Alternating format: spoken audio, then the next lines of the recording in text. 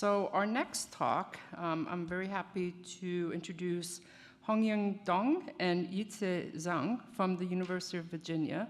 And they have done research with some other folks on the exploration of the deployment and use of the DNS HTTPS resource record. And I also want to state, they gave me permission to say this, both of them are black belts in karate, which I think is awesome. Good afternoon, everyone. My name is Hongying Dong, and I'm a graduate student at University of Virginia. I'll be presenting with my colleague, Yizhe. She's also a graduate student at University of Virginia. We were working together with Hongying Li and Yizhe Sun. Both of them are also from University of Virginia. And also, we collaborate with Schumann. He is our DNS expert. I'll just skip the brief introduction to the HTTPS resource record because we just get a very, very great lesson given by Ruff. But we would like to highlight some benefits of HTTPS resource record as it can coexist with other DNS record types, and also it supports a more flexible record name format, and it supports an extensible parameter framework that can provide some indication of other capabilities as well.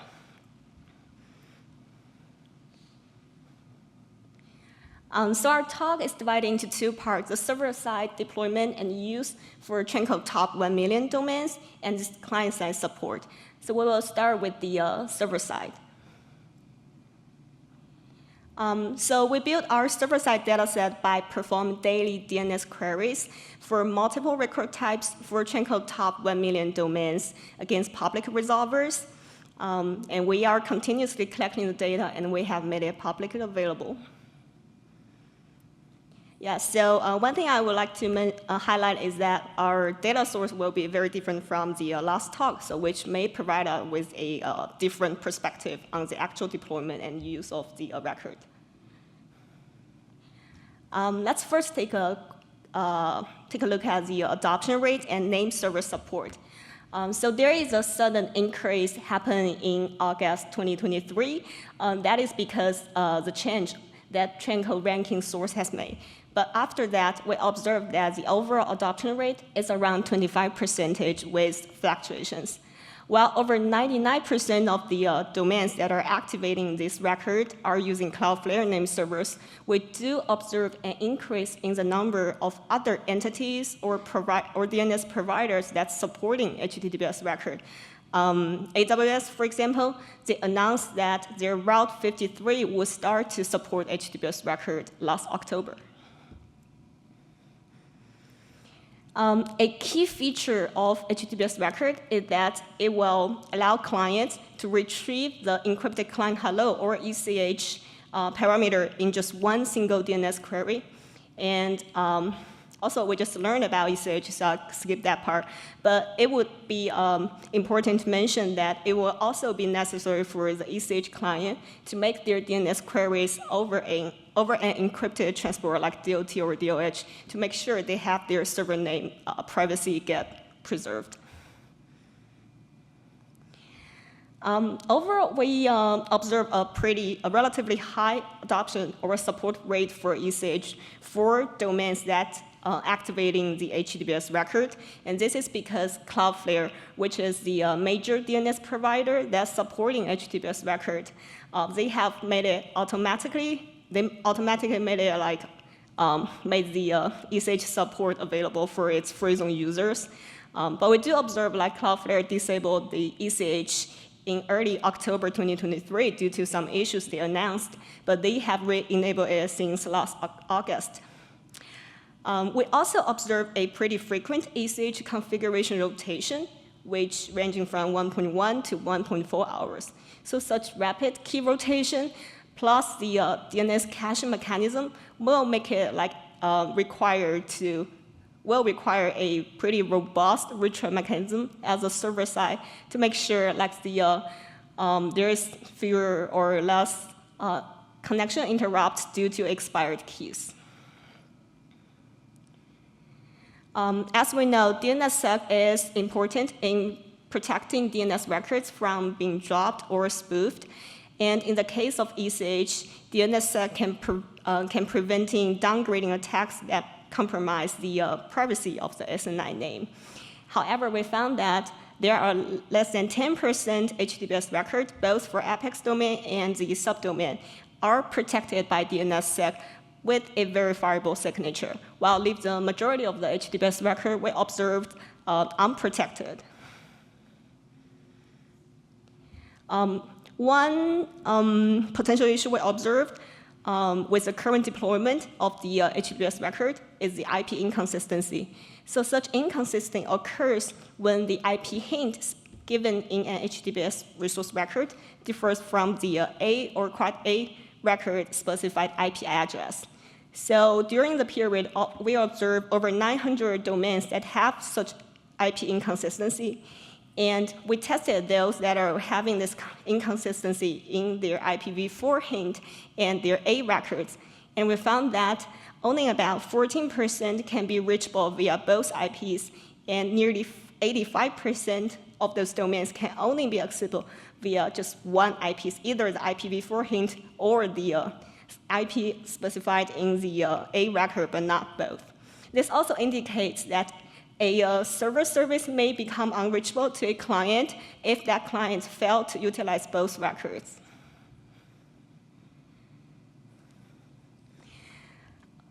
Another observation is that we observed domains inconsistent use of HTTPS record, and there could be three potential reasons. The first is that the employment of name servers from different providers may lead to inconsistent support of the HTTPS record. It really depends on the resolver's mechanism.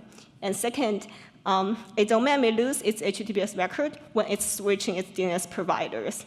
And also, the third, this is particularly for Cloudflare users, any change in the configuration may lead to the deactivation of the records. So that's pretty much for the server-side deployment, and I will then handle it to my colleague Yizhe for the client-side support. Thank you. Let's see. Hope the deployment of HTTPS records also highly relies on how clients support these records. So hopefully our experiments can bring more insights here. So we test the support of HTTPS records on 4 major browsers: Chrome, Safari, Edge, and Firefox in our lab-controlled environment where we take control of the web server, the client, and also the authoritative server. Let's start with the general support. We found that all 4 browsers send HTTPS queries together with A and quad A queries when the user visits the domain, regardless of the prefixes. We found that Chrome, Edge, and Firefox initiates HTTPS connections even when they have HTTP prefixes. These observations suggest that there is a wide adoption on the client side, the web browsers, in supporting the HTTPS records. We then go to how well each browser support the individual HTTP parameters. We found that all 4 major browsers can decode the LPIN parameter and establish connections with the application protocols that's specified in this parameter. However, we found that the support level of the other parameters varies. So for example, the target name, only Safari follows the target name specified in the alias mode. And also only Safari and Firefox follows port that's specified in the HTTPS records. We also observed there exists inconsistency in browsers when they choose which IP to connect. So for example, Chrome and Edge, they prefer to connect to IPs in the A or quad A records, while Safari now usually connects to the IPs in the IP hint. Firefox have a change of behavior, so they initially connect to IP hints, but later they connect to A and quad A records. RFC has some guidelines on how to handle IP hints and also A or quad A records. We won't go to details here, but our takeaway is that A or quad A records is in general more supported, should be more preferred in most conditions. So given our observations, we kind of recommend that the cloud provider or domain operators should be aware of the varying support level of HTTPS OARC parameters, and also ensure that the IPs are consistent and connectable across A, Quad A, and also HTTPS record. We then go into details of Encrypted Client Hello. So there are two components in ECH. So one is the client-facing server, which handles cryptographic issues and validation issues. So we call it like public example ECH. And there is the original web server or the backend server that the user wants to visit. We call it like private example.ech. So in the shared mode, both the client-facing server and the backend server are hosted in the same zone and on the same IP. So in this setup, the browser will directly connect to the IP addresses that it retrieves from the A record with a outer SNI equals to the client-facing server's SNI, which is public example ECH in our cases, leaving the private backend server's name encrypted. We found that Safari so far does not support ECH yet. And we also tested the client support with several faulty misconfigurations. We found that Chrome and Edge will have a hard fail, meaning the web browser will not rendering any web pages if there is a malformed ECH key. But in other faulty configurations, they usually fall back to a regular TLS connections, or they have a successful retry mechanism. Since it's a little bit tricky in the split mode, the client-facing server, public example ECH.com and private example ECH.com, which is the backend server, they were hosting on different zones and also on different IPs. So in this setup, the A record of the backend server should actually point to the client-facing server instead of the IP of the original backend server. So under this situation, the web browser will start its handshake to the IP of client-facing server, and the client-facing server will tunneling the traffic to the backend server. So what happens if the A records of the backend server, which is the web server that user wants to visit, does not change its A records to the IP of the client-facing server. So in this case, the browser will initiate handshake to the original IP, which is 2234 in this case, but its outer SNI is the client-facing server's web the zone, so which is public example.com. And usually, if the backend server, the web server, at 2234 does not have the certificate information of its public client-facing server, this will cause a certificate validation failure, and usually this connection will be rejected. And in Chrome and Edge, this will result in a hard fail. We observe there are several Cloudflare customers have similar issues as shown here. So I think this is the tricky part of the split mode ECH configurations, and domain operators need like more careful setups here. So we have our data set available, and we have more details of how we conduct experiments in our IMC paper. To conclude, we do observe more and more DNS providers started to support HTTPS records. We also observe that the HTTPS records, many of them is not protected by DNSSEC. We also observe that the browser has a very varying support level of parameters in HTTPS records. And we do recommend that cloud providers and domain administrators should take all these factors into considerations when they integrating their HTTPS resource record. Well, thank you. We appreciate it. Any questions? Thank you very, very much for that informative talk. So we do have 6 to 7 minutes for questions, so please ask away. Hi, Ben Schwartz, Meta. Thanks for the great presentation. I wanted to quibble with some minor points. You talked about DNS-SEC protection of HTTPS records. Yep. For the most part, especially in relation to ECH, HTTPS records are designed not to require DNS-SEC protection. That is, all of the privacy guarantees of ECH are achieved without any reliance on DNS-SEC. And DNS-SEC actually does not enhance the privacy protections that are provided by ECH. So we can talk about some interesting edge cases where you might care about DNS-SEC, but by and large, it doesn't matter for HTTPS records. Okay, yeah. The other thing that I wanted to think about was the IP hint mismatch. A lot of people are interested in this topic.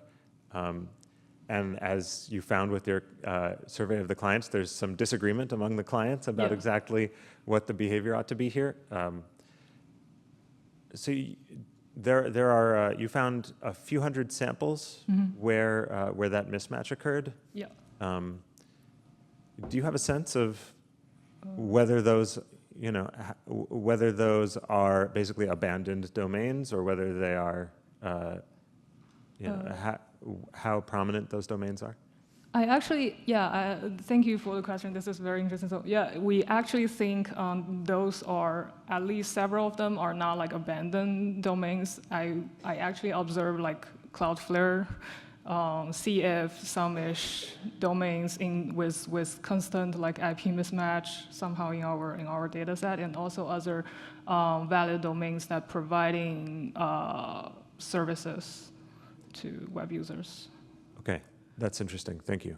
I think there's one more thing I wanted to say, and that is that you were talking about the ECH fallback flow, the mismatch recovery flow. That's actually not connected to the split mode deployment architecture. Those are separate questions. Yeah. So I think the ECH fallback mechanism is not like specifically for shared mode. So this is a general fallback mechanism for both like ECH, either in split mode or shared mode. Right. Yeah. My understanding is that there are no deployments of split mode to date. I'm not aware of anybody implementing it yet. Not today. We try to do something at our lab setup, but I don't think it's not like open service. Okay, so that was not surveying public infrastructure. Got it. Thank you. Yeah. Sure, thank you. David Gross from Nominet. The Firefox, the change in Firefox behavior. I found a bug regarding where it would pull the IP addresses from if it was given a hint. The RFC specifically says if you get a hint, you're only supposed to use it if you don't have access to the A and the quad A, and it would consistently use the hint information in places it shouldn't. And I think that's what changed that behavior. Yeah. I think it's just important that everyone understands, like, this is pretty new for the browser people, and there's still definitely bugs. Yeah, we also observe like there's a rapid change in Firefox and also another, like every web browsers on the implementation of HTTPS records and also ECH. So there's rapid growing nowadays. So yeah, sure, thank you. Ralph Weber, Akamai. Thanks a lot for the great talk. I have one question. Your client tests, did you do them with DOH enabled? In our setup, we actually do not do it with DOH enabled. But for Firefox, you need to have DOH enabled. For Chrome and Edge, you do not need to have DOH enabled to have ECH. Okay, good. Yeah, because that's what I found in my testing. Yeah. For Firefox, you need to have DOH. The others don't care. Yeah. Okay, thanks. Just confirming that. Thanks a lot. Thank you. Good. Okay. Thank you very much.